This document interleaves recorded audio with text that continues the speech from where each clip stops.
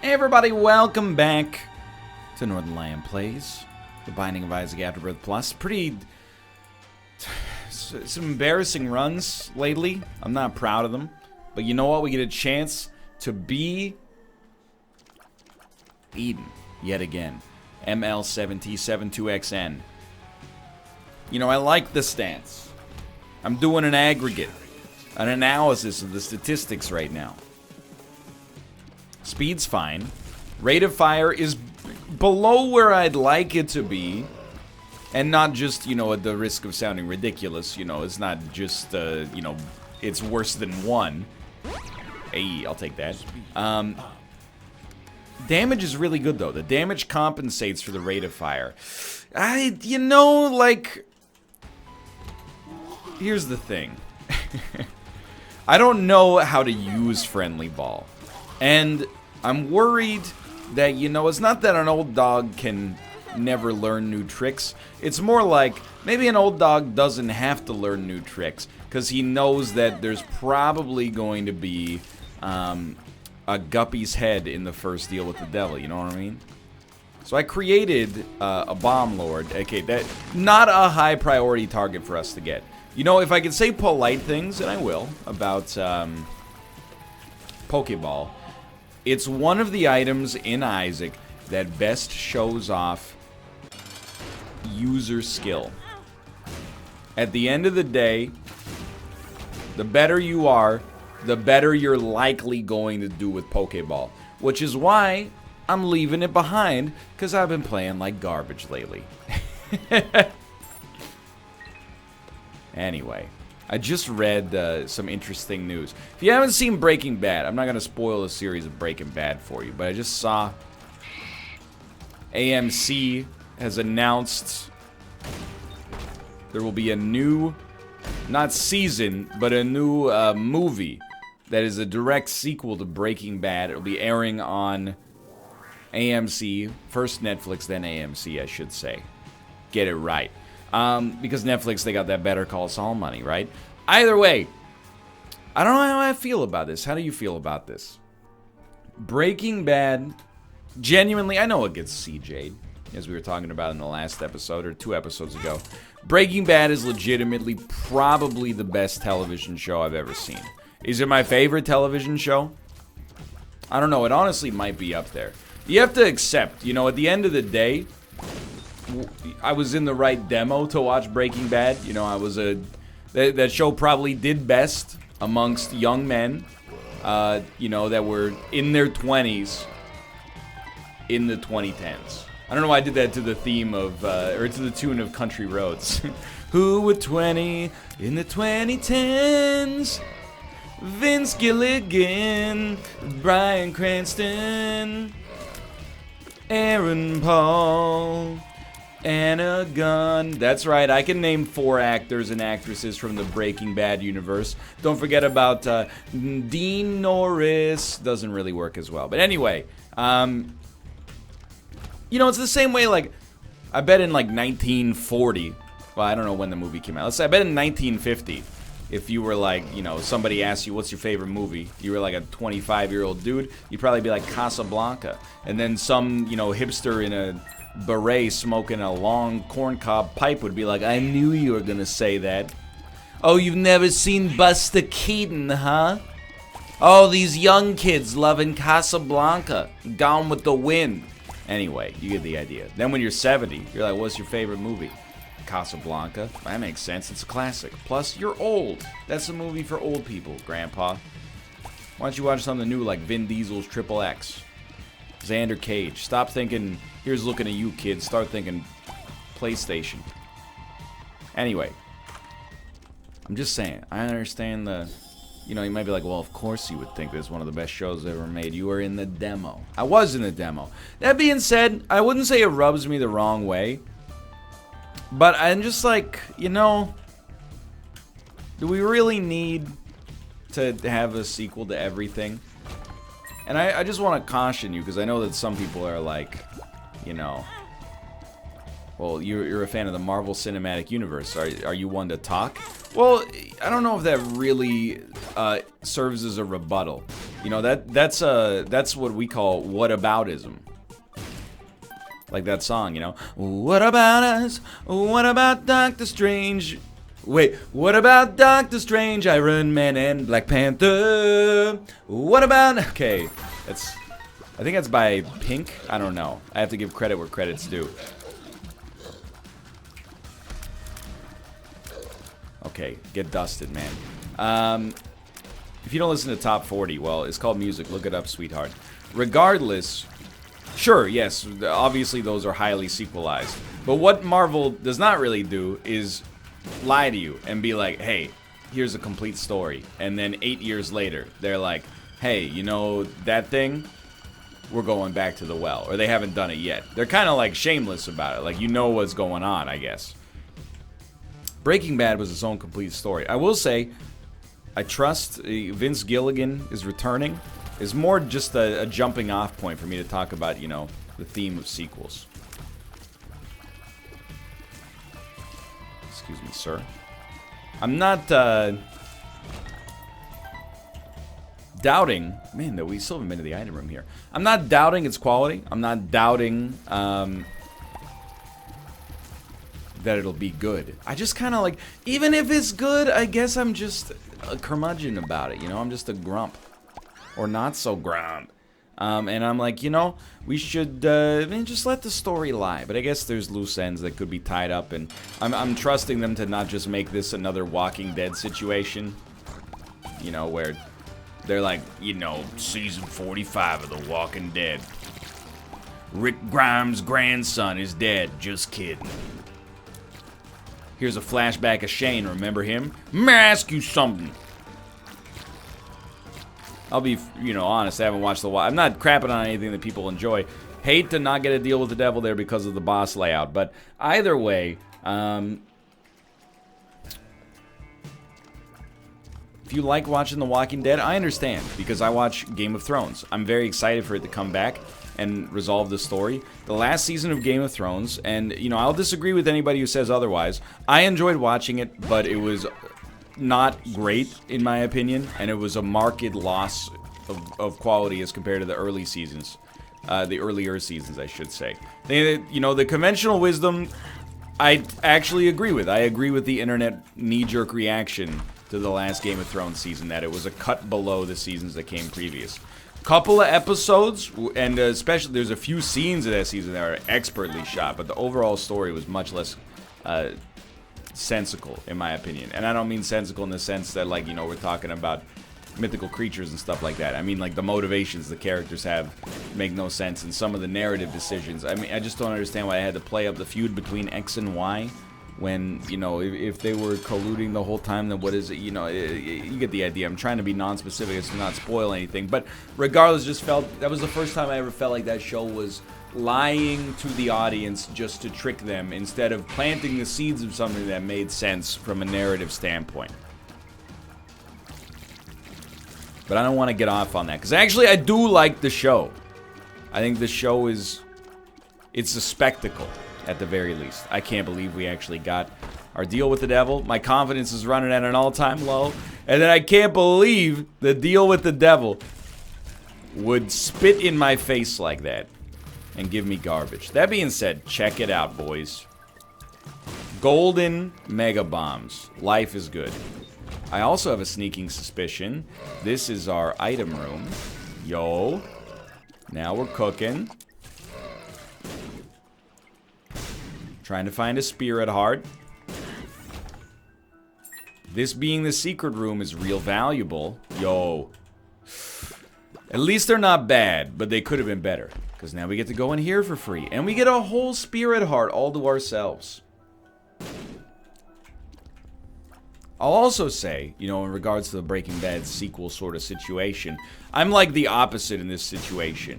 Obviously, like Isaac found an audience, I basically have turned it into The Walking Dead by releasing episodes every single day. You know, I'm definitely a serial sort of guy, I guess is where I'm getting at here. Well, we placed that badly. I'm the kind of guy who, once I like something, you know, not only do I want to keep watching it, but I want to keep pumping it out over and over and over. And then if you know, if a new season doesn't come out for like 2 years, I've lost all interest in it entirely. So it's definitely like, I'm not a hypocrite. I just have different preferences, I think, as a consumer and as a producer, I suppose. Thanks for the compass. We're getting a lot of good stuff here. I mean, we had rich capital. I don't know why I bought Smelter, in hindsight. But, you know, I worry, I guess. I don't think sequels are killing the industry, or any industry for that matter, because the industry could be anything, you know? Think back to, like, 1994. You know what book series was top of the world? Goosebumps. You know, I don't even want to smelt that, honestly. You know what book series had a lot of sequels? Goosebumps. Legitimately, I'm pretty confident that I owned over 50 Goosebumps books as a child. I'll have you know I graduated top of my class at the R.L. Stein Academy. This is not a drill. You know, I don't think sequels are always bad. And the cinematic universe stuff is still exciting to me. You know, the idea that we now live in a world where what happens in one movie has an impact on what happens in another movie. I get that it's a little played out, for sure, but I still think it's a cool idea. But the fact that, like, you know, there needs to be a Breaking Bad 2 is, I guess, it's a sign of the times to some extent. I think it's brave to end a story. Yo, we can actually take a new spacebar item now. We could take Trinket Smelter, which we have already purchased. How about that? And look at this. Catch me in the shop. How about that? Remember that girl? How's she doing? I forget her name. Bad Baby. That'd be a new Isaac item in Revelations. Bad Baby. It can give you Gucci flip-flops. Can I talk about something sensitive? It's not really that sensitive.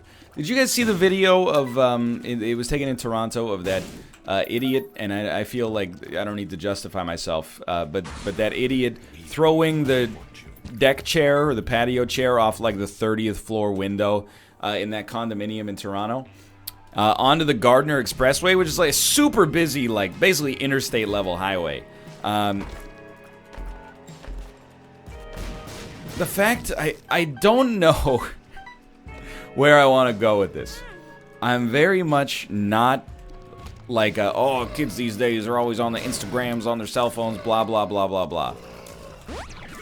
But if I have a kids these days bone in my body, I think it's related to the idea or the culture of putting absolutely everything you do online. Rest assured, I am the king of irony, and I recognize that right now as somebody who records, you know, about a quarter of each waking day. Records or streams, I suppose. But I was just, I was talking when I was in San Francisco. Man, you know what? I'm gonna take this. I guess we can take both. And I was like, I feel like, you know, when I came up in the YouTube and the Twitch and the yada yada yada, it was a kind of a different era, because, you know, me and the people that were, and I'm not saying that people who are younger on YouTube and younger on Twitch are like worse people at all, but, you know, we didn't even know that like what we were doing could be like a job. And I mean, it's obviously not been like that for a while. Like, you know, this has been a career for a while for a ton of people, but like, we didn't get into it with that culture, I guess, that like this is a way to become famous. And I noticed that, like, in particular, a linchpin for me, and this is not meant to badmouth anybody in particular, but was like Champions of Fire 1 versus Champions of Fire 2. I was like, Champions of Fire 1, crowd was a little bit older. A lot of, you know, people who've been doing YouTube, Twitch for a long, long time. Champions of Fire 2, a much younger crowd. People who were really, I would say, like, I'm going around in circles over and over here because I don't want to, like, ruffle anybody's feathers. Because what I'm saying is not, like, it's not meant to be a hot take. But, like, people that have been doing this for as long as I have and are roughly around my age really have a problem with the word influencer. Which I think is what it comes down to. You know, many of us, I think, are embarrassed to some extent about the fact that we're called influencers. I don't really have a problem with the term. It's more the connotations of the term. And I don't even mean like from the context. Sorry, I'm just gonna open my door. It's getting a little hot in here. Oh, maybe the take is hot. But it's not that, you know, some people, they get overly cynical, I guess, and they're like, you know, don't ever call yourself an influencer. That means you've defined yourself how marketers see you, as an instrument to it. I mean, like, whatever, dude. Content creator is also kind of a bad term. It doesn't mean anything, you know? Everybody creates content. But I prefer it, or I like YouTuber or streamer, really, as a title more than anything else. Because the idea that, you know, you would watch me and then be like, you've influenced my life to do something, even if it's a positive thing, I don't know. I find it kind of embarrassing. Not for you, for me. I'm like embarrassed that the things I would talk about in a video would cause people to change their life. And of course, I'm not embarrassed if it's like a good change, but it's bizarre, I guess. It's immodest would be a better way to describe it. I screwed up my deal with the devil here. Like, for many people, they're like, NL, you influenced me. Once I saw you play Isaac, I knew I could just play better than you. And now, all of a sudden, I'm a full-time Twitch partner. And I'm like, oh, okay. That's a made-up story, but, you know, you could imagine it happening. I'm just saying. I feel like... And how does this tie in? I don't know. We did film things, you know, when we were younger. We filmed, you know, like skits and videos and stuff like that, and English class projects, blah, blah, blah, blah, blah. Well, we never did, you know, we didn't film every single activity we ever do, including the absolutely brain-dead criminal action of tossing patio furniture in, you know, in a mischievous way to, you know, I don't mean mischief in, like, mischief makers for the N64, I mean mischief in, like, you know, the criminal code's definition of mischief, essentially. I don't know. I just, you know, when they found the person who threw the deck chair, and it was a very young lady, you know, obviously old enough to know better. You know, she was 19, but I was like, you know, I think it's not that people my age haven't done stupid stuff. Oh my God, we beat the 1 or the 9% odds. And you know what? I'm gonna take Shade just because I think maybe we could use Shade with Unicorn Stump, but otherwise, like, our damage is in just the pits right now, dude. But I don't know. I really feel like there's twin specters of anger that resulted as a result of that video. And if you haven't seen it, you know, if you're a reasonable human being, I think watching it will probably make you angry as well, because it's just so needless. But the first thing was, hey, idiot, don't throw, I mean, obviously you know this, but don't throw your deck chair off of your Airbnb window. It's reckless, and you could actually easily kill somebody doing that. And then the other one is, hey, idiot, what are you doing filming it? That's actually, like, even dumber. Is the idea that filming it, you know, you would put it up on a social network later and be like, hey, look at what an idiot I am. And then, you know, I don't know, I don't think it's a younger generation problem. I just think, you know, as they've grown up in an era with more social media, maybe their perception is more likely to be different than mine is, in the sense that, you know, anytime I behaved badly as a teenager, I was like, I never thought about it, but now I'm like, dude, I'm real happy there weren't cameras around at all times. I don't even mean like I was doing terrible stuff, but... Or that terrible stuff should, you know, be cast under a shadow so that you don't have to answer for it at any point in your life. It's more just like, you know, instant negative consequences for your actions. You know, it's not a scary thing. It's just like, you know, when you're young, you can be kind of dumb, and maybe you don't recognize, you know, as you're throwing the deck chair off the balcony, you're like, I couldn't possibly foresee any negative consequences for this. Anyway. I'm not defending her either. What she did was obviously incredibly stupid and reckless. All I'm saying is, you know, why film it? It's like the Miami Dolphins coach, right? That Rob talks about on the NLSS sometimes, where he filmed himself, you know, doing illegal drugs in his office and then, like, making dirty phone calls to someone who wasn't his wife. It's just like, you know, don't do it, for one, you know, but also, why film it? I just can't imagine. why you would film yourself doing a crime. And then, beyond filming it, maybe, I don't know, you want it for personal use, even as stupid as that sounds, but, like, why release the video? Like, that deck chair video got released by them, the conspirators on Snapchat. What were they doing? Please, Lord, give me something here. Anyway. You know, you gotta face the music sometimes. I guess, you know, she obviously should not have done what she was doing in the first place, but I really, you know, I want to be in that courtroom. Any questions for the accused? Yeah, why film it? I don't know. I thought it would, like, be funny. Watch it later. I shouldn't give her that voice. That's a little disrespectful. But you kind of, you know, it's not that you're not a human being, but the whole presumption of innocence thing, it kind of flies out the window when you get positively, that's what I mean to say, identified in like 2 seconds, and then you're like, yeah, that was me that threw it. Anyway, I'm just saying, take it from somebody who has, you know, I got a lot of pictures and videos on my phone. They are 99% for real of my cats or pictures I've taken at hockey games to then post on Twitter a second later and be like, at the hockey game. And then people go, nice seats. Or then people go, go Sharks. And I go, you know what, buddy? That's harassment. Anyway. You're not going to watch this stuff. Like, I don't know. I feel like maybe I'm not alone in this, but maybe I'm in the minority. I feel like, you know, there's like a period of 15 years between my generation and my parents' generation, where, like, we're the lost photo generation. I have no interest at all in taking a photo of myself or my loved ones, except my cats, because they're precious.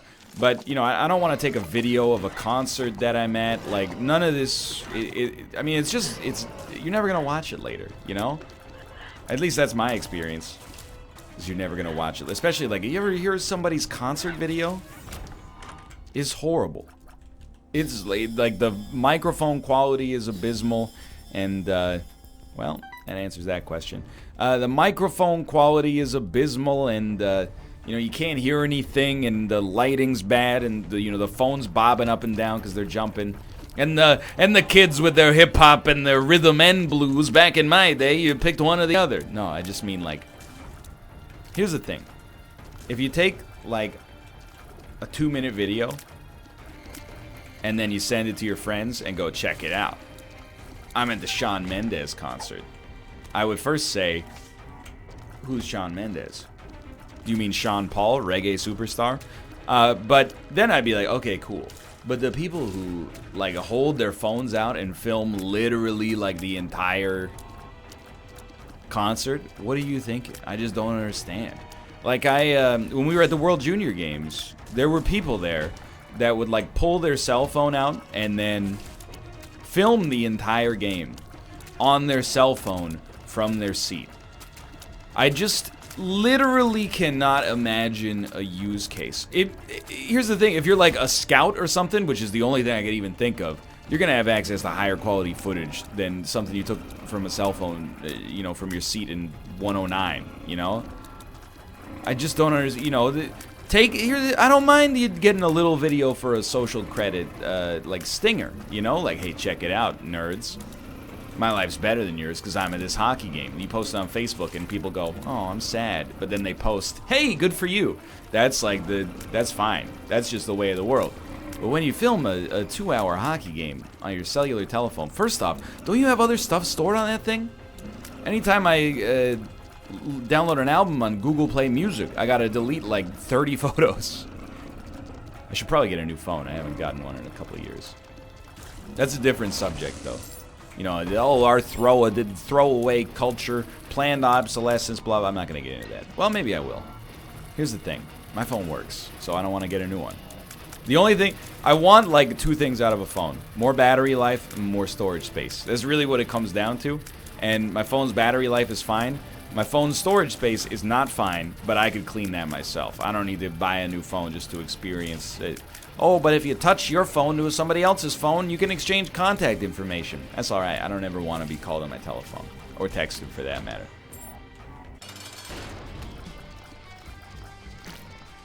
Dude, this run is a disaster. I obviously should not have stood there.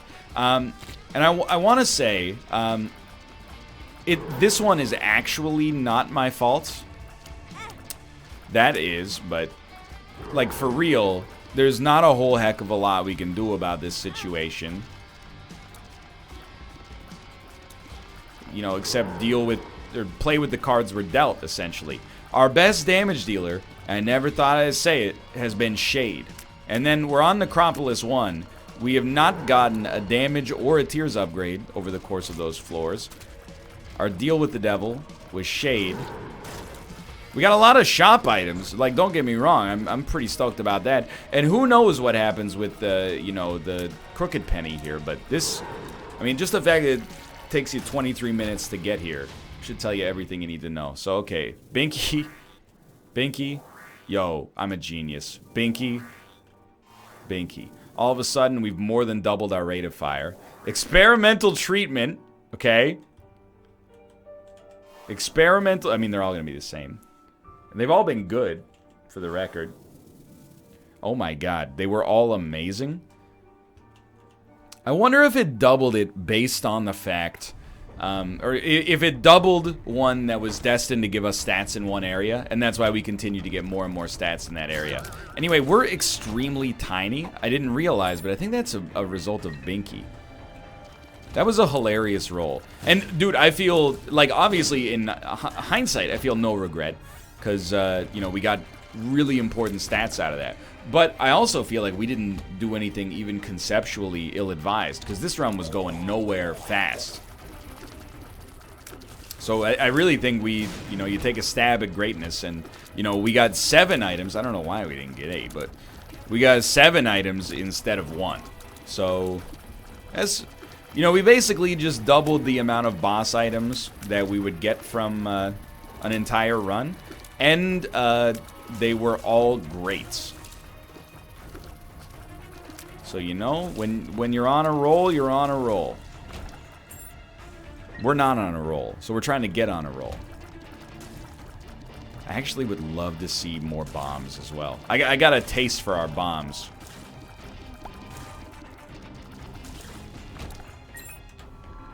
Well, let's go peep this real quick. Do we have a curse? No curse. Just curse of the being real tiny. Anyway, again, I wasn't trying to be like... it doesn't rub me the wrong way when I see people on their cell phones, whether they're, you know, 8 or 80. I don't know how I feel about that. But when every single moment, you know, is being filmed, I just sort of go like, why? It's just, you know, it's just data being thrown to the wolves. Is my perception, at least. Give me the pill. What is it? Ah, get me out of here. I don't even care what the consumables are. I'm not, you know, I don't think it's eroding the fabric of society. What I will say is, I don't know. Maybe you're less likely to have a chair thrower if we don't have that kind of culture surrounding it, but... Maybe I'm completely and totally off base.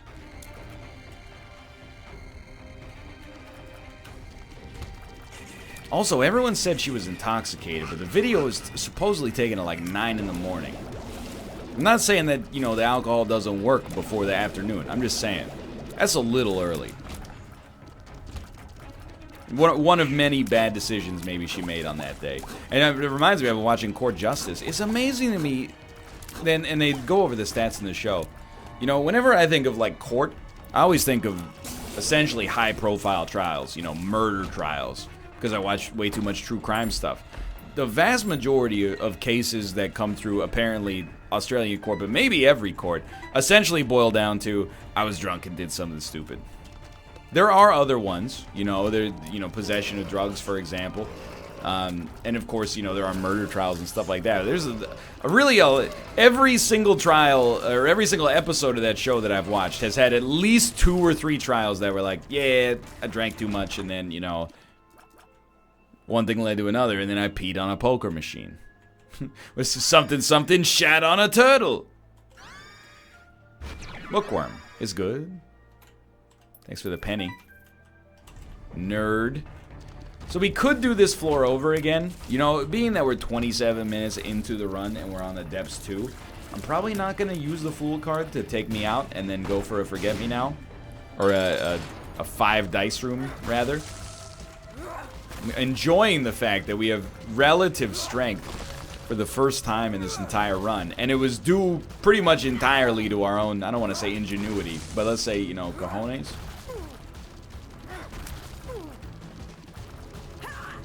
I don't know. I guess my overarching point is that it's interesting, and I don't want to say sad, because that's not how I believe, but I also don't want to necessarily say cool.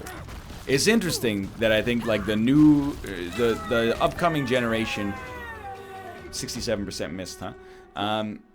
You know, people who have gotten into Twitch and gotten into YouTube, after it's become, like, a well-known thing, they don't have the same kind of, like, the nugget of self-doubt that a lot of the kind of, like, graybeards like myself seem to have. And I say this, you know, from conversations that I've had with people who have been around for a while, not just, like, my own hunches. I'm not saying everybody feels like this, but still. And that nugget is always like, I don't know why people are watching. Like, I guess I'm entertaining or whatever, but, you know, you always feel like anytime you look at, you know, how many people watch your videos, you're like, really? You know, it's like you're getting away with something. I think, like, maybe it's a good thing for... I don't think I have an unhealthy lack of self-confidence, to be honest, but maybe it's a good thing that, you know, people that have grown up in an era where they were, you know, they talk to their friends, you know, about watching YouTubers, they're not as embarrassed about it, I guess. You know, because when I was I remember, like, me and my friend both watched the same, it was in the era of angry video game reviewers. Me and my friend both watched the same angry video reviewer, and one of them, I didn't know, because it was something you only spoke about, like, in hushed tones, right? Because you'd be like, whoa, you go to YouTube to watch videos of video games? Like, what are you, some kind of, like, Poindexter? He made a joke that was, you know, inspired by one of those, and I was like, do you watch that show? And then he was like, yeah, I watch my friend. And I was like, whoa, dude. Nowadays, kids are like, dude, NL, did you see what NL said to Mouth on the last episode? They talk about it around the water cooler. I get the messages every single day, you know? Oh, me and my whole family were following. No, I'm obviously being facetious, but you get the general gist of what I'm trying to put out there, I suppose. Anyway, just saying, is, you know, not changing of the guard, but a different philosophies, you know, as we, because we grew up in different environments, you know. Like, my cohort are the people that started doing it, you know, right around the time there were like 6 people on planet Earth that were making a living on YouTube. And now, you know, there's people making $500,000 a month easy. I mean, obviously more than that as well, but I mean, there was like one dude making $500,000 a month 5 years ago. Now there's like 30 people making $500,000 a month, probably, maybe more. It's wild. And then there's me. I make $1 billion a month. Suck on that, Jeff Bezos. Mostly from horse race betting. Okay, I'm not gonna double up here. I just want the damage. As a joke, I don't make $1 billion a month from horse race betting. It's from selling essential oils to my friends and family. That's a joke. I don't make $1 billion a month from selling essential oils to my friends and family. It's actually $900 million a month. You caught me. I was being prideful and boasted when I shouldn't have. Okay, okay, you see, basically I'm just demonstrating we could continue this joke any number of potential avenues. And then we'll take you higher. I told you the story, right? Where, like, you know, I was at my in-laws and my niece was like, is Uncle Ryan famous? And I was like, eh. And then she's like, I want to be famous. And I was like, shut your mouth. Obviously, I didn't tell my 7-year-old niece to shut her mouth. That's, you know, I told her to be quiet. Shut your mouth is impolite. But it's, you know, it's the truth. I feel like, you know, not everybody. I feel like people that have been in it for a while are like, I don't really get why I'm famous. It's weird, but you know, now I feel like there's such a culture surrounding like influencers, and it's cool. It's weird, right? That, you know, if that had existed when I was 18 or 19, I would have been like, this is the coolest thing ever. But I, in my own small way, might have helped to legitimize it, and I'm embarrassed by it. It's one of those, like, it's not really be careful what you wish for. It's more like, stop being neurotic, Grandpa, you know? You did a good thing. But simultaneously, you know, it's just different. That's all I'm saying. It's just verbal diarrhea for the most part.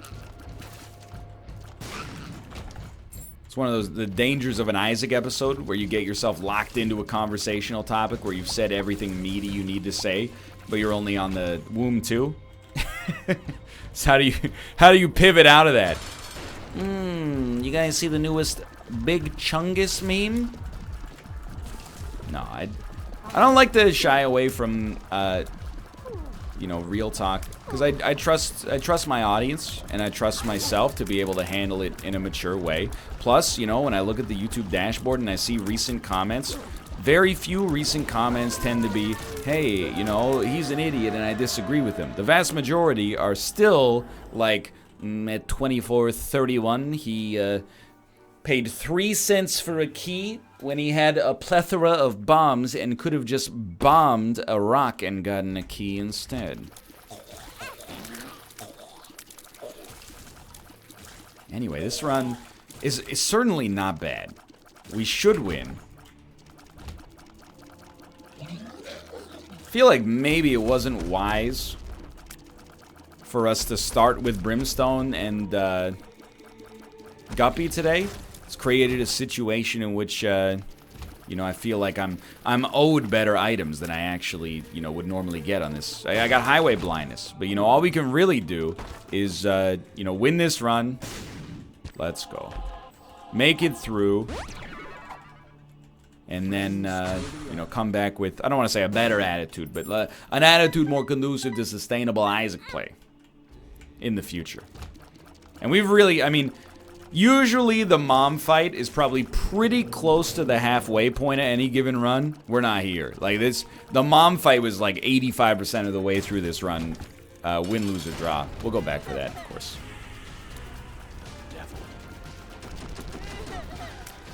Dude, I'm stoked, by the way.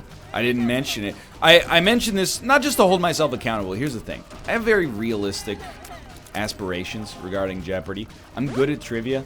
I think, you know, if not this year, you know, in the future, I could be good enough at trivia to get on Jeopardy as a contestant. I'm not Ken Jennings. You know, it's not being on Jeopardy is not holding me back from, you know, a $1 million payday.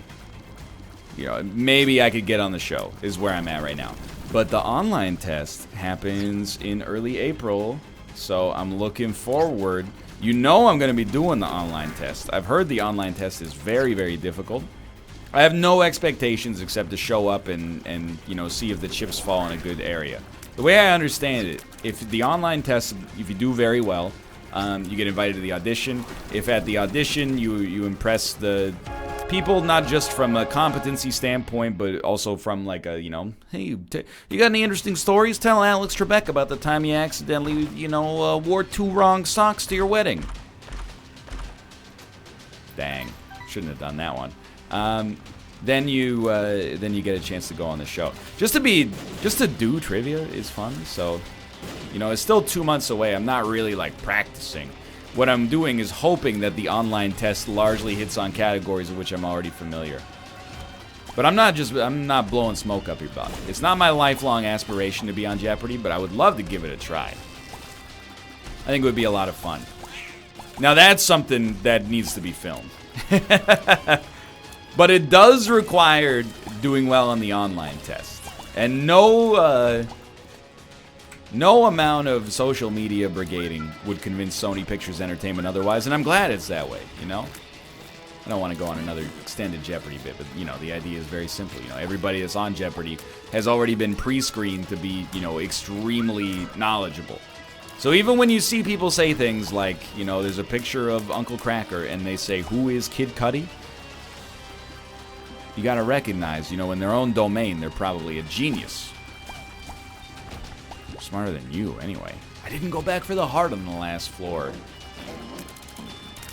I'm just keeping you abreast of the situation, as it were.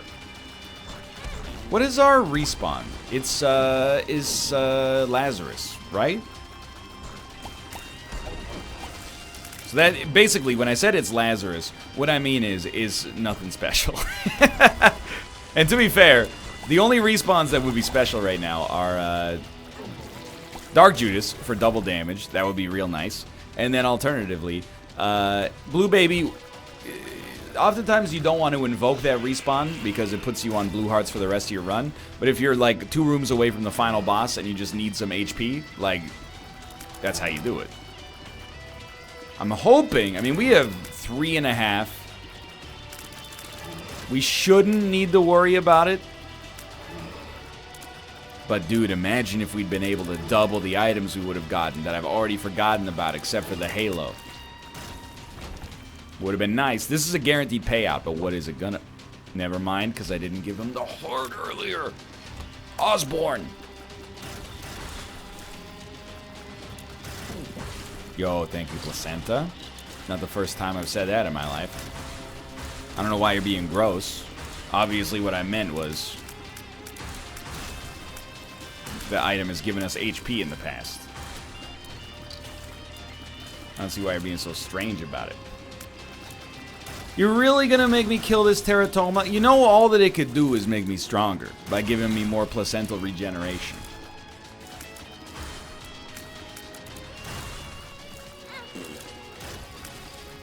Alright, never mind. It turns out there's another possible outcome, and that outcome is that we could be hit.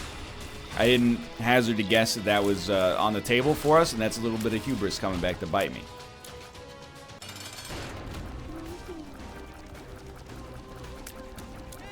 Just check. Ooh.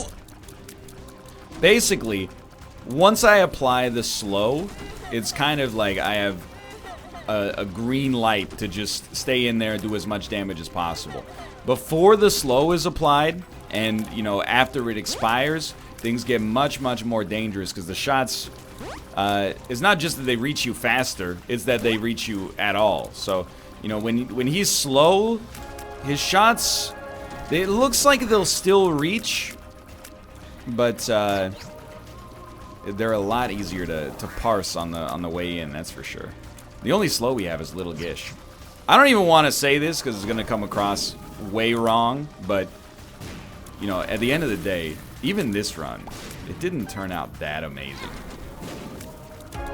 We got lucky at the end there, maybe.